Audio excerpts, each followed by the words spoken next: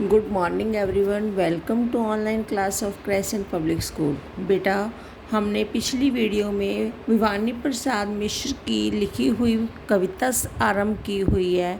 आज मैं आपको उसके लास्ट स्टैंजास करवाने जा रही हूँ, जिसमें हमने पढ़ा कि भवानी प्रसाद मिश्र जी स्वतंत्रता संग्राम की लड़ाई में हिस्सा लेने के कारण जेल में बंद हैं और जेल में बंद होकर वो अपने प्रियजनों को, अपने रिश्तेदारों को, अपने घर को याद कर रहे हैं। तो उसमें उन्हें अपने माँ बाप का लाड याद आ रहा है, प्यार याद आ रहा है, बहन भाइयों का सहयोग याद आ रहा है और जो भी उनकी पीड़ा है, विरह है, उसको उन्होंने शब्दबद्ध किया है और अपने दर्द को उन्होंने शब्दों का रूप देकर कविता लिखी है। घर की याद में जब घर की याद आती है तो वो कैसा महसूस करते हैं, किसके बारे में क्या क्या याद कर रहे हैं। अपने माता पिता के बारे में लिखा है उन्होंने कि पिताजी जब उनको नई घर में देखते होंगे बाकी भाइयों के साथ, उनकी आंखें भर आती होंगी, माँ तड़प रही होगी और उनको दिलासा भी दे रही होगी। अंदर से चाहे टूट चुकी है लेकिन बाहर से वो दिलासा भी देती है कि हमारा बेटा अच्छे काम के लिए गया है और वो लौटकर ज़रूर आएगा। तो इस प्रकार से हम आगे देखते हैं कि वो पत्र में क्या कहते हैं। सावन के महीने में जब बारिश आ रही है तो वो उस समय कविता लिखते हैं। तो वो सावन के बादलों को संदेश दे रहे हैं कि मेरे पिताजी को जाकर कहना, वो कहते हैं कि उनको जाकर बताना और कहना मैं मस्त हूँ, कि यहाँ पर मैं मस्त हूँ, मुझे किसी प्रकार की कोई तकलीफ़ नहीं है। वो अपनी पीड़ा अपने माँ बाप से छिपाना चाहता है, उनको बताना नहीं चाहता कि वो किस हाल में है। तो वो कहता है कि मैं यहाँ मस्त हूँ, काटने में व्यस्त हूँ। काटने में भी सूत काटना पड़ता था उस समय, वहाँ पे उनको चरखा दिया जाता था। तो वो कहता है कि वहाँ सूत काटने में वो सारा दिन व्यस्त रहता है, उसे किसी प्रकार की चिंता नहीं है, डर नहीं है। वजन 70 सेर, मेरा सेर होता है किलो, कि मेरा यहाँ पर 70 किलो वजन हो गया है, वेट हो गया है और भोजन ढेर सारा मेरा, कि मैं यहाँ हर रोज़ बहुत सारा ढेर सारा भोजन खाता हूँ और मुझे किसी प्रकार की दिक्कत नहीं है। जो भी यहाँ है सब हंस खेल कर हम अपना समय व्यतीत कर रहे हैं, किसी को यहाँ कोई मुश्किल नहीं है। तो आगे वो कहते हैं, कूदता हूँ, खेलता हूँ, दुख डट कर ढेलता हूँ। ढेलना होता है झेलना। और कहना मस्त हूँ मैं, यो न कहना अस्त हूँ मैं।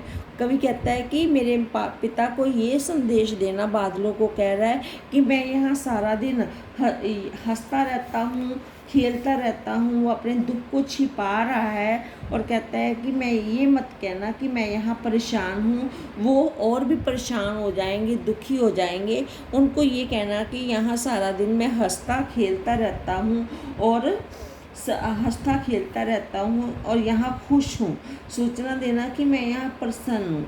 और ये कहना कि दुख डटकर झेलता हूँ। अगर मेरे पर कोई दुख आ भी जाता है तो मैं उससे हार नहीं मानता, परेशान नहीं होता, मैं डटकर उसका मुकाबला करता हूँ। और कहना मस्त हूँ मैं यहाँ मस्ती से अपना जीवन व्यतीत कर रहा हूँ। और ना कि कहना अस्त हूँ, ये मत कहना कि मैं अस्त हूँ अर्थात निराश हूँ, परेशान हूँ। तो ये बातें मेरे पिताजी को कहना कि मुझे यहाँ किसी प्रकार की कोई भी तकलीफ़ नहीं है, मैं यहाँ खुश हूँ और यहाँ मस्त हूँ। हर कोई मुझे प्यार करता है, मैं सबके साथ मिलजुल कर रहता हूँ, हंसता खेलता रहता हूँ।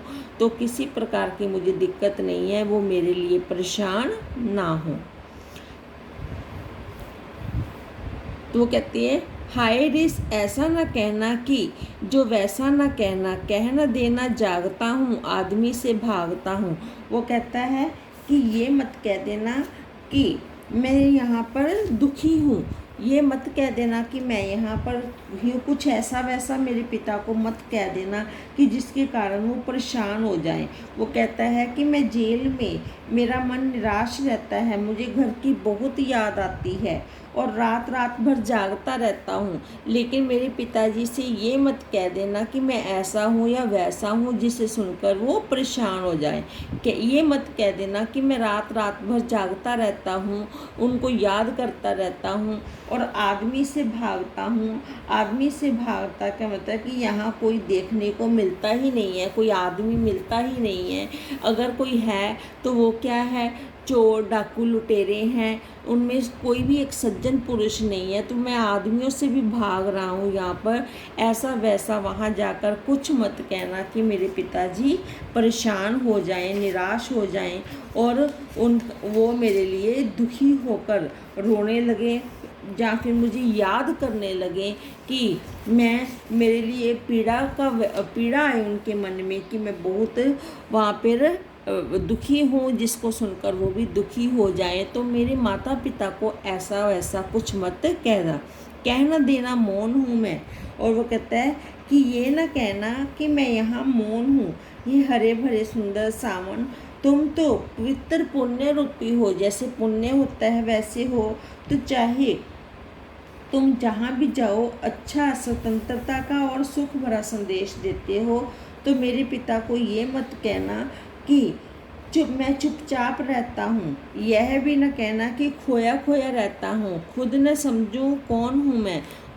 जो खुद को नहीं समझते, अपने में खोए रहते हैं, तो वो कहता कि ये ना कहना कि मैं खोया खोया रहता हूँ, मुझे यही नहीं पता चलता कि मैं कौन हूँ, मैं यहाँ क्यों आया हूँ, अर्थात गुमसुम सा हो गया हूँ, ये मत कहना। देखना कुछ बक न देना, उन्हें कोई शक न देना। और वो कहता है कि तुम ऐसा मत कहना कि मुझे अपनी शुद्ध बुद्धि ही नहीं है। मेरे माता पिता के सामने सोच समझ कर बोलना, कोई ऐसी वैसी बात मत बोल देना। बक न देना मीन्स कोई ऐसी वैसी बात मत बोल देना कि जिससे उनको शक हो जाए कि मैं यहाँ ठीक नहीं हूँ। अर्थात वो कहता है कि तुम ऐसी बातें मत कहना जिससे वो तुम्हारी बातों से उन्हें संदेह होने लगे कि मैं यहाँ अच्छी तरह से नहीं हूँ और वो दुखी हो जाएं।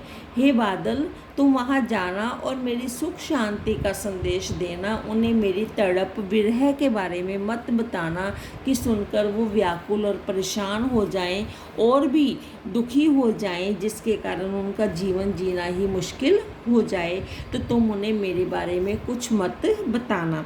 हे सजीले हरे सावन, वो कहता है कि हे सजीले होता है हरे सुंदर से जो सजे हुए हैं, हरे भरे सावन, हे कि मेरे पुण्य पावन, कि तुम तो हे मेरे पवित्र पुण्य रूपी पावन, जैसे हमारे पुण्य होते हैं वो पवित्र होते हैं, वैसे ही तुम भी पवित्र पुण्य रूपी हो, उसके रूप में हो। तुम बरस लो वे न बरसे, पांचवे को वे न तरसे, कि तुम आज इतना बरसो, चाहे जितना बरसना है बरस लो, किंतु कोई ऐसी बात मत कह देना कि मेरे माता पिता जो हैं वो दुखी हों और उनकी आंखों से आंसू बहने लगें।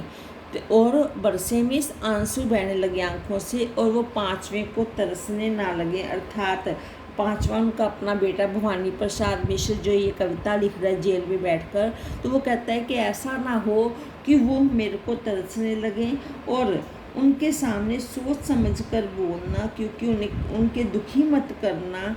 दुखी हो जाए तो वो मुझसे मिलने के लिए तड़पेंगे, उनके मन में विरह तड़प बढ़ेगी, उनका जीना मुश्किल हो जाएगा, वो बुजुर्ग हैं, उनका स्वास्थ्य खराब हो जाएगा। तो तुम मेरे माता पिता को सिर्फ मेरा सुख संदेश देना, मेरी यातनाएं, मेरी पीड़ाओं के बारे में मत कहना, क्योंकि वो ही उनका प्रेम ही मेरा सहारा है। अगर उन्हें कुछ हुआ तो मैं टूट जाऊंगा।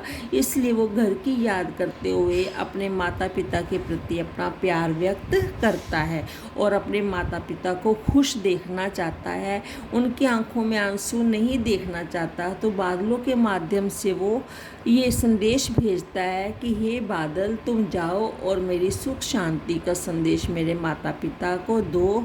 कोई ऐसी वैसी बात मत कर देना कि उनका जो दुख है बढ़ जाए और उनकी आंखों से आंसू आए। धन्यवाद।